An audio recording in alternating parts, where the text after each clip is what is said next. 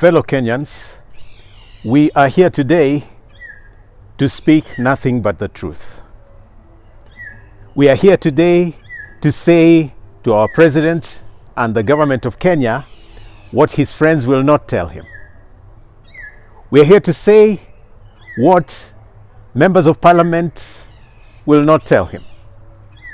We are here not on behalf of a political party, not on behalf of an NGO, not on behalf of Azimio or the opposition, not on behalf of any political party. We're not here on behalf of Kenya Kwanza. We are here on behalf of the citizens of the Republic of Kenya. Tuko hapa kusema ukweli kwa niaba ya wananchi wa Kenya. And maybe, Mr. President and your team, nobody has told you that the real problem you have is that Kenyans have lost trust in you. Kenyans have lost trust in government. You have friends around you that tell you everything is okay. But I want to tell you, we have lost trust in government. We don't believe you. We don't trust you. And there is nothing as bad as a trust deficit, a trust deficiency. Kutoaminika, hamuaminiki. When you say something, we don't believe you. When you promise, we know you will not fulfill. In fact, we don't trust you because as a government you have inherited a tradition of mistrust. You have borrowed money on behalf of Kenyans without passing through parliament, and then we as Kenyans have got to pay for it. The so-called debts are accumulated from tons and tons of monies borrowed on behalf of Kenyans to do projects. The projects themselves we don't know, not accounted for. Talk of the SGR. The contract is still secretive. Talk about the expressway. The cost was inflated. Talk about any project. Some of them we don't even know where they are. We know there was borrowing of Eurobond funds. What those funds did, nobody knows. We have incurred billions and billions and now going into trillions of shillings borrowed on our behalf, and instead of accounting for them, you are forcing Kenyans to pay more. Mr. President, we don't trust you for that. So that even when you talk about housing, when you talk about this new bill, and it is all about more money, more taxes, more this and more that, we don't want to pay that money until the real questions are answered. Where have all these funds gone? Where have the trillions gone? Now, another thing is we know, and the international media has even picked it up, that as soon as monies are borrowed, there are Kenyans that hide that money in offshore accounts. We know there are few Kenyans that have tons, billions upon billions in offshore accounts. The so-called Pandora Papers. You know that, Mr. President. And as Kenyans, we know something is wrong because we are broke. And all you can do is ask us for more money. So this is what we are saying. In order to fix your financial problems as a leader, don't tax Kenyans more. Bring back the billions that are hidden in offshore accounts. Bring them back. In order to fix this problem, remember your predecessor said, and you were part of government, that we were losing about 2 billion shillings a day. 2 billion shillings a day. That would be nearly 700 billions a year. Now, the first thing you need to do, Mr. President, and your team, is stop the economic hemorrhage. Stop the economic bleeding of our economy. And there will be at least nearly 1 trillion injected into our coffers. If you brought back the billions stashed away, we would have another trillion or so. So the problem is not the Kenyans. Kenyans are not refusing to pay taxes. The issue is, what are our taxes doing? Where are you investing them?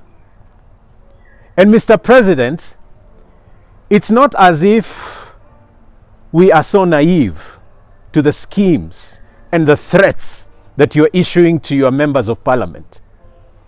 You are in control of parliament not because you had to, but because you bought the independent candidates, you bought some of the opposition candidates. In other words, you are posing for a dictator. You want to dictate things on us. You want us to do your bidding.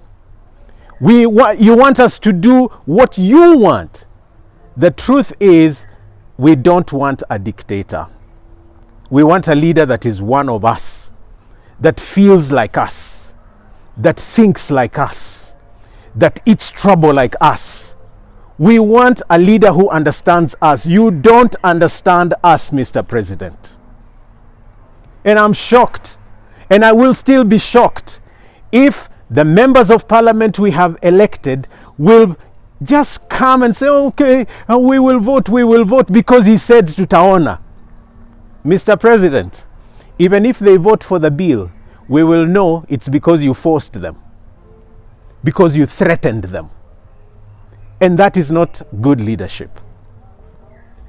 And we also know that you really do not mean well for the people of Kenya, because if you did, you'd be thinking about food and not houses.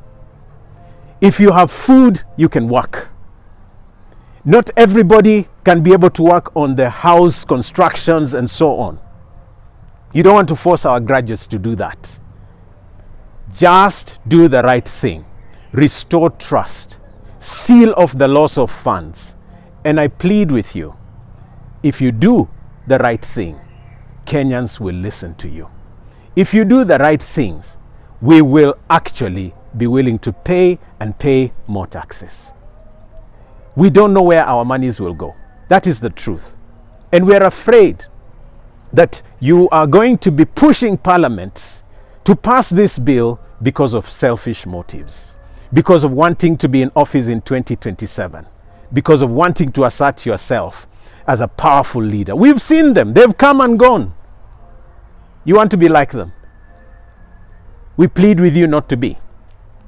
And we ask you, Mr. President, to stop using churches for political meetings, for campaigns for 2027. It's enough what you did to the churches. Stop using pastors and bishops in the name of political expediency. And pastors, stop inviting politicians to cheat you that they are coming to worship with you when they're actually coming to politic and insult one another. Mr. President and your deputy, enough is enough. This is what will happen. You may actually succeed in making that bill go through because you'll coerce or pay or do whatever it is, the members of parliament, threaten them or something, and the bill will pass.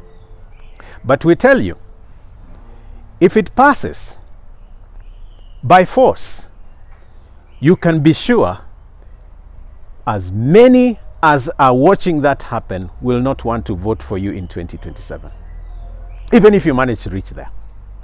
But we will also be coming together as Kenyans. And I am ready to be able to stand with the workers of this country, to stand with the poor of this country, to stand with persons with disability of this country, to stand with the youth of this country, to stand with women of this country, to tell you, you will not dictate financial and economic solutions on us. You will not force us into poverty. You will not force us into hunger and starvation. We will not watch our children stay at home because we can't pay their fees. Mr. President, you are only one person. We are 55 million. If you force things on us, we will force you out. And there are many ways to force you out. We don't even have to, do your customary things. You think about rioting, if it is truly God who brought you into office, and you begin to behave the way Rehoboam did, the way Nebuchadnezzar did, thinking you are invincible, you know what? God is able to smoke you out of office. We've said this thing to you in so many ways, but you don't seem to be listening. So I tell you once more, it doesn't have to be parliament and impeachment. It doesn't have to be riots. We trust in the same God you say you trust, and He can bring you down. I've told you because I love you. Turn around, do the right thing. Kenyans are suffering. You cannot continue to impoverish them. And I'll just close by telling you this. Even the greatest captain of the Titanic said, even God in heaven cannot sink this ship. It sank. If you remember how the Douala crash happened, my friend was alluding to it this morning online. The captain and the first officer were quarreling.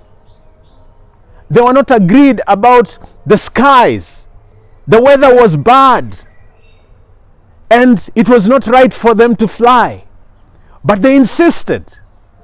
And the automatic navigation gadgets failed. They were quarreling. If the weather is bad, if the people are telling you no, if people are telling you wait, things are not okay, if you insist, of course you will crash. Of course the ship will sink. And I will tell you, like I told your predecessor, sometimes it is exactly the way Garth Hewitt sang. Nero's watching video while Rome begins to burn. Nero's wearing roller skates so he can quickly turn. Get away from what he doesn't want to see or to hear.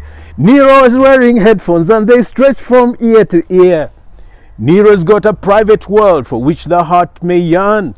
And Nero's watching video while Rome begins to burn. Don't let Kenya burn.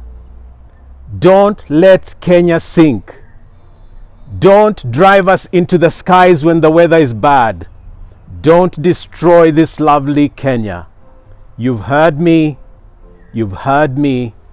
God bless you and God bless Kenya.